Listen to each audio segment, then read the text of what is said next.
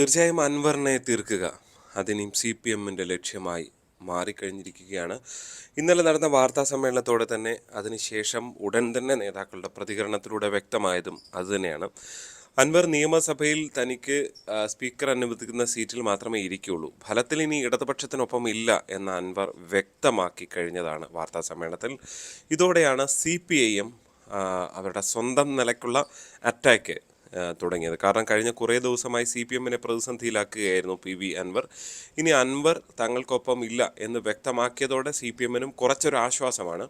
CPM സംബന്ധിച്ച് ആശ്വാസം എന്താണെന്ന് വെച്ച് കഴിഞ്ഞാൽ, മുഖ്യമന്ത്രിയെയോ ആരെയോ ഒക്കെ തള്ളി പറയാതെ ഈ വിവാദം മുന്നോട്ട് അൻവർ കൊണ്ടുപോയിരുന്നുവെങ്കിൽ അത് CPM കൂടുതൽ പ്രതിരോധത്തിലായനും, CPM ഒരാൾക്കും വാതുറന്ന് മിണ്ടാൻ കഴിയാത്ത അവസ്ഥ ഉണ്ടായനും. അൻവർ പാർട്ടി നിലപാട് അനുസരിക്കണം എന്നൊക്കെ പറഞ്ഞ് മുന്നോട്ട് പോകാൻ മാത്രമാണ് MV ഗോവിന്ദൻ ഉൾപ്പെടെയുള്ളവർ തയ്യാറായത്. പക്ഷേ അതിനപ്പുറത്തേക്ക് ആഞ്ഞടിച്ച് രംഗത്ത് വരിക എന്നുള്ള നിലപാടിലേക്ക് ഈ പാർട്ടി എത്തിയിരിക്കുന്നു എന്നുള്ളതാണ്. പലരുടെയും ശ്രദ്ധേയമായ പരാമർശങ്ങളുണ്ട്. അതിൽ റഹീം പറഞ്ഞ ഒന്ന്, ഈ അൻവർ കാവലിരിക്കുന്നത് അത് സ്വർണ്ണക്കടത്തുകാർക്കാണ് എന്നുള്ളതാണ്. അതായത് PV അൻവർ സ്വർണ്ണക്കടത്തുകാരനാണ്, ഇടത് MLA ആയിരുന്ന PV അൻവർ സ്വർണ്ണക്കടത്തുകാരനാണ് എന്ന അതിഗുരുതരമായ ആരോപണമാണ് ഫലത്തിൽ റഹീം ഉന്നയിച്ചത്. നേരത്തെ പിണറായി വിജയൻ വാർത്താ സമ്മേളനത്തിൽ പറഞ്ഞതും സൂചന നൽകിയതും അൻവറിനെ ഒരു സ്വർണ്ണക്കടത്തുകാരൻ എന്ന തരത്തിലായിരുന്നു. അതുകൊണ്ടാണ്, അതായത് അൻവർ ഇന്നലെ നടത്തിയ വാർത്താ സമ്മേളനത്തിൽ വ്യക്തമാക്കിയത് അതാണല്ലോ, തന്നെ മറ്റെന്തെങ്കിലും വിളിച്ചോളൂ, കോൺഗ്രസ്സുകാരൻ എന്ന് വിളിച്ചോളൂ, എന്ത് വേലും, പക്ഷെ കള്ളൻ എന്ന് വിളിച്ചാൽ അത് സഹിക്കില്ല എന്ന് അൻവർ പറഞ്ഞത്. അൻവറും ഇന്നലെ ആഞ്ഞടിച്ച് അങ്ങനെ ഒരു വാർത്താ സമ്മേളനം നടത്താൻ കാരണമായതും അത് തന്നെയാണ്.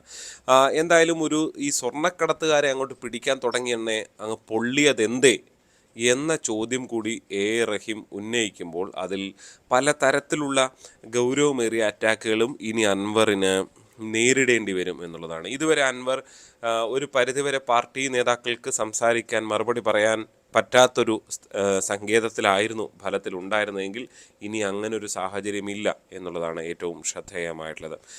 ഇനിയുള്ള ദിവസങ്ങളിൽ അൻവറിനെതിരെ പല നേതാക്കളും പ്രതികരിക്കുന്നതല്ല, ഇനി അൻവർ എങ്ങനെ ഒരു കള്ളനായിരുന്നു എന്നായിരിക്കും ഇനി CPM പറയുക. ഈ കഴിഞ്ഞ 7-8 വർഷമായി അങ്ങനെ ഒരു പ്രശ്നം CPM സംബന്ധിച്ചുണ്ടായിരുന്നില്ല. അൻവർക്ക് ഗംഭീരമായിരുന്നു, സൂപ്പറായിരുന്നു, അടിപൊളിയായിരുന്നു, വലിയ പോരാട്ടങ്ങളുടെ നേതാവാണ്.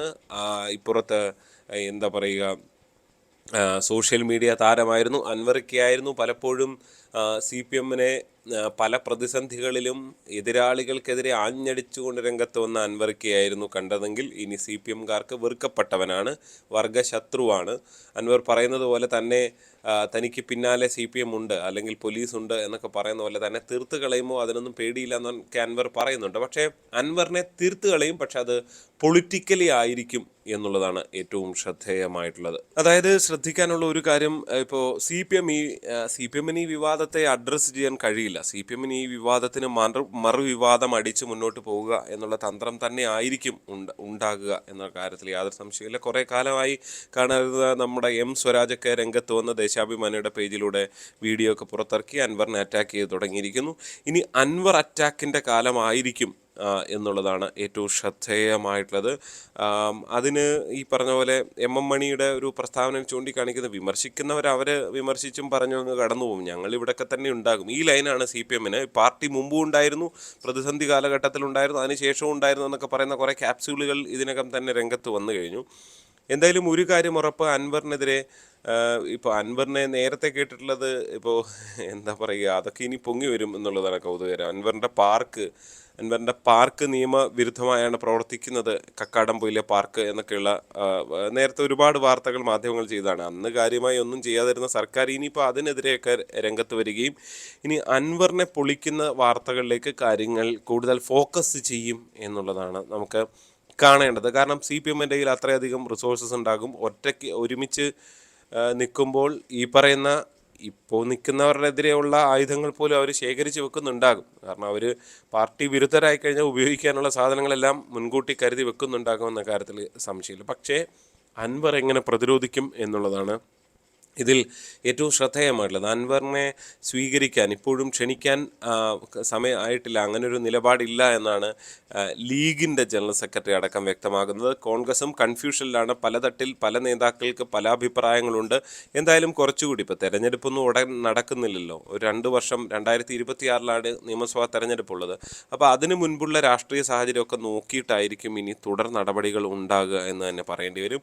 അപ്പോൾ ഇവർ തമ്മിൽ അടിക്കട്ടെ, അൻവറും CPM-ഉം തമ്മിലടിക്കട്ടെ, അത് കണ്ട് എന്താ പറയുക, ഗാലറിയിൽ ഇരുന്നാൽ മതി, അതിൻ്റെ ഗുണം തങ്ങൾക്ക് കിട്ടും എന്ന് UDF സ്വാഭാവികമായും വിലയിരുത്തുന്നുണ്ടാകുമെന്ന കാര്യത്തിൽ യാതൊരു സംശയവുമില്ല.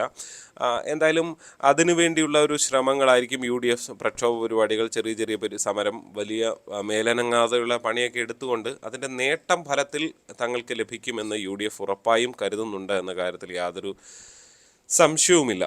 എന്തായാലും ഇനി അൻവറിൻ്റെ കയ്യിൽ, അൻവർ ഇങ്ങനെ ഒരു ഇൻവെസ്റ്റിഗേറ്റീവ് ജേർണലിസ്റ്റിനെ പോലെ പല കാര്യങ്ങളും എടുത്തു വെച്ച് പണി തുടങ്ങിയിട്ടുണ്ട് എന്നുള്ളതാണ് ഏറ്റവും ശ്രദ്ധേയമായിട്ടുള്ളത്. ഈ സ്വർണ്ണക്കടത്തുകാർ, അതിൽ നിന്ന് പുറത്തു വന്നവരുടെയൊക്കെ പ്രതികരണങ്ങളൊക്കെ അൻവർ എടുത്ത് രംഗത്ത് വരുന്നുണ്ടല്ലോ, വാർത്താ സമ്മേളനത്തിലടക്കം പ്രദർശിപ്പിച്ചിരുന്നു. അങ്ങനെ അൻവറും പ്രിപ്പയർഡ് ആണ് എന്നുള്ളതാണ് ഇതിൽ ഏറ്റവും ശ്രദ്ധേയമായിട്ടുള്ളത്. പിന്നെ അൻവറിനെ സംബന്ധിച്ച് വേറൊരു കാര്യമുള്ളത്, ഏതെങ്കിലും ഒരു നേതാവ് അൻവറിനെ വിളിച്ച് പലപ്പോഴും പല കാര്യങ്ങളും പറഞ്ഞിട്ടുള്ളതെല്ലാം അൻവർ റെക്കോർഡ് ഉണ്ടാകും എന്നുള്ളതാണ്. അതുകൊണ്ട് ഇനി അൻവറിനെ വിളിച്ച് അനുനയിപ്പിക്കാൻ ശ്രമിച്ചവരോ അല്ലെങ്കിൽ ഇത്തരം ഉദ്യോഗസ്ഥ ലെവലിൽ ആരൊക്കെ സംസാരിച്ചിട്ടുണ്ട്, ഇതൊക്കെയുള്ളതും ഇനി വരും ദിവസങ്ങളിൽ അൻവറിൻ്റെ കയ്യിൽ ആയുധമായിട്ടുണ്ടാകുമെന്ന കാര്യത്തിൽ യാതൊരു സംശയവുമില്ല. അൻവറും ഒരു മണ്ടൻ എന്ന് നമുക്ക് പറയാൻ കഴിയില്ല. അൻവറും കുറേ പ്രിപ്പയർഡ് ചെയ്തിട്ടാണ് ഈ പണിക്ക് ഇറങ്ങിയിരിക്കുന്നത് എന്നുള്ളതാണ് ഏറ്റവും ശ്രദ്ധേയമായിട്ടുള്ളത്. അതുകൊണ്ട് തന്നെ വരും ദിവസങ്ങളിൽ അൻവറും തിരിച്ചടിക്കും. എന്തായാലും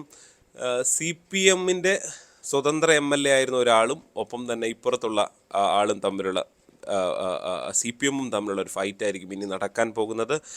തൊട്ടിപ്പുറത്ത് KT ജലീലിനെ പോലെയുള്ളവർ ഈ ADGP-ക്കെതിരെ പറഞ്ഞ പരാമർശങ്ങൾ അൻവർ പറഞ്ഞതിനെ ന്യായീകരിക്കുന്നുണ്ട്. ജലീലൊക്കെ തുടർ നീക്കങ്ങൾ എങ്ങനെ നടത്തും എന്നൊക്കെയുള്ളത് തീർച്ചയായും തന്നെ കാത്തിരുന്ന് തന്നെ കാണേണ്ട ഒന്നാണ്. എന്തായാലും CPM രാഷ്ട്രീയത്തിന് ഇത് ആകമാനം ഒരു പ്രതിസന്ധിയാണ്.